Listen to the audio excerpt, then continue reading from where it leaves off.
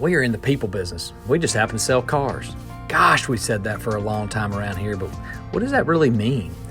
Well, this is our attempt to bring out some of what that means in real-life stories of the people that make up this special company. My name's Ty Bullard, and I have the honor and the privilege of leading Joe Bullard Automotive right here in Mobile, Alabama, that is truly trying to make a difference one person at a time. Really, Ty? Easy to say, but are you seriously trying to do this or just saying this? I get it, and frankly, I think it's a fair thought. But come journey with us as we open up with these people and truly get to explore their humanness that makes them difference makers. We all have a story. I do, you do, we all do, and I'm just excited to share some of these with you. Okay, enough with the intro. Let's jump in. Welcome, guys. Thank y'all for tuning in to something that we're kind of figure out the name of. That's kind of how we do things around here. I bring a piece, which if you're watching this visually, I bring a notepad with nothing written on it. Just makes me look like I'm organized. But we're the basis of this is to have somebody within the company that we just have a conversation and we talk about things that maybe you wouldn't know on the surface, or you wouldn't know by just maybe working alongside each other, or wouldn't assume about somebody. And so I've got our first guest, Jennifer Clark's here today, to really kind of dig into, what we always talk about our company is we're a people company. We just happen to sell cars. And so that's who we are. We haven't just started that. We've always been that way ever since I was a wee little boy. When I used to come to the Christmas Eves, and we talked about it there. And it's just, we've always been a people company, and that's what we care about. If y'all know anything about me, I don't care about cars. I don't even know how to drive a stick shift. So, that shows you I really don't care about torque and horsepower. And actually, I had a conversation yesterday with a customer that said, there's this great car. It's got like 700 horsepower. He's like, man, that's awesome. What it'll do? And I said, I don't even really know what that does. I guess go fast? I guess I think it goes fast. But very, very, very special guest today, especially being our first, Jennifer Clark. Jennifer runs two of our stores, the Cadillac store and the Jaguar Land Rover store. Big job. Just a lot of responsibility in it. So, Jennifer, I'm just going to kick it to you. Just tell us who you are. Okay. Well, excited. I just had my 20-year anniversary, so I've been here a long time. Grew up here in a lot of ways. But first and foremost, I'm a wife. I'm married to someone that works here. We met here. May talk about that a little bit. Yeah, and we have a son, so he's a Bullard baby by default, which is great. He thinks he runs it, so he gets to tell me what to do.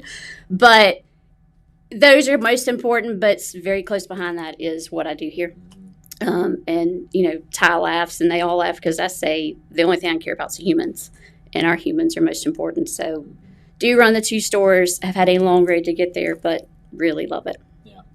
Tell us, you brought up your son, Jackson. And so Jackson is, he's grown up around this place because ever since y'all had him when y'all both were working here. Right.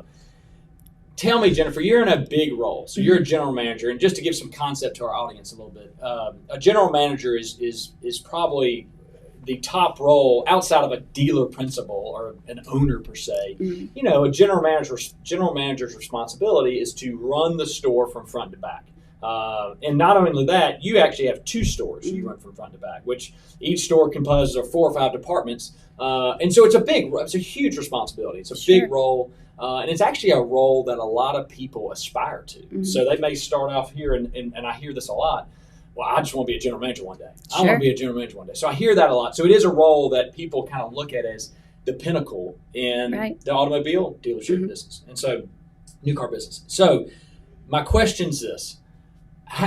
What's it like being a mom and a GM? Like, speak to that. It's hard, but there's a balance of, we've built such good structure and teams here that I give my teams the same. I afford them the same thing. If they need to leave to go be with their kid, or they got a football game or whatever at school, I let them go and I'll cover them. So when I'm out, the favor's returned. That team environment just allows us to have each other's back, because at the end of the day, what matters most is who you go home to. Right. Where's some struggle in that? Where did you struggle in that? I'm not saying you did, but I'm going to guess. Yeah. Actually, I know. Tell us about the struggle. The struggle is deciding not who's more important, but what's more important. Is showing up to practice more important, or is being there knowing the store's got something going on more important? Does Jackson really know I'm in the parking lot at 3:45 when it's over at 4, or do I just know that I'm in the parking lot at 3:45? We're the team. I'm like, hey, I got to run and get Jackson. I'm going to practice. I'll be right back, whatever. So I think the struggle is me deciding who or what comes first in that moment. Jackson and my husband are always going to come first, in life. But throughout the day, it's those choices of where do you stop? Does Jackson really know? Or does it really matter that I'm at the PTF meeting? Probably not. But somebody at the school is going to see that we weren't there, What's the PTF meeting? Parent Teacher Oh, Foundation or whatever. Yeah. So it's important at the school, and he's in a small school, so it's it's probably pretty obvious in a small school when certain parents aren't around. But it's that choice of leaving, knowing my team can handle it, but feeling an obligation to be here with them. Do you feel like you've made progress in that? Yeah, I think this role, the last few years I've had it, has allowed me to build a team that can stand on its own. That's where that comes into play. I don't struggle leaving them. Yeah. And what do you think they think when you leave to go to a ball game? I think they high-five me more than I realize it. I think because we give them the same. Mitch at JLR just took a week off to go move his daughter to South Carolina, and he was like, you have no idea what it meant to me and my wife that I could have the whole week. It took 2 days to move her, but it took the week. Yeah. So I think it's just reciprocated. Mm-hmm. But I think they support it more than I realize it. They're like, just go. Yeah, why are you telling me this? Yeah, okay, see you when you get back. You do that with me sometimes. Yeah. I've told you several times, like, don't tell me this. I don't really care. I send a schedule. I don't care. I just sent you an email that said, I know you don't care, but here's my schedule because I'm going to be out. See, I told you, it's true. It's real life. That's right. Jennifer, tell me, did you ever think you'd be where you are? No. Tell me about that. I was at South, a year into South, I think. Studying what? Business management at the time, but didn't really know what I wanted to do then, and thought I wanted to be like healthcare management or nonprofit more than really anything else.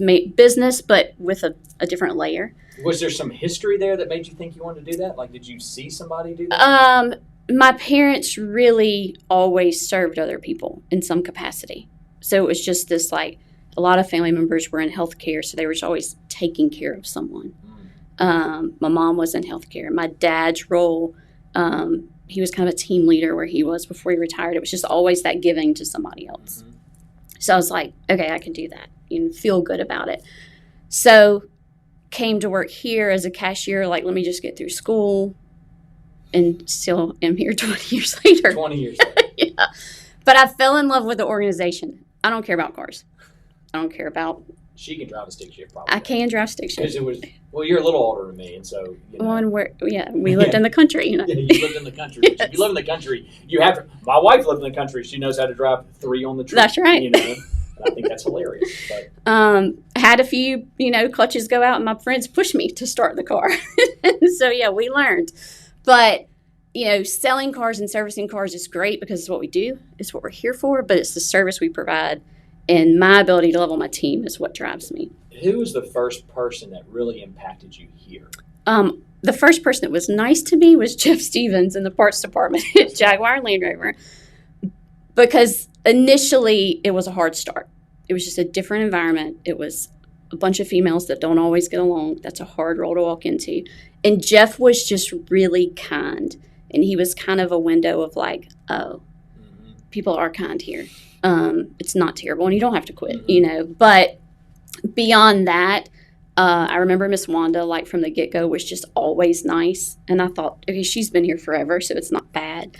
And really probably beyond that was Walter, just because when he was here, was just sort of the steady hand that kept things flowing. And I just saw how it could move, Tell me, as you kind of made your way through the organization, you've done a lot of different things. Mm-hmm. Cashier, what? Just name them. Cashier. I did backup finance. I did HR.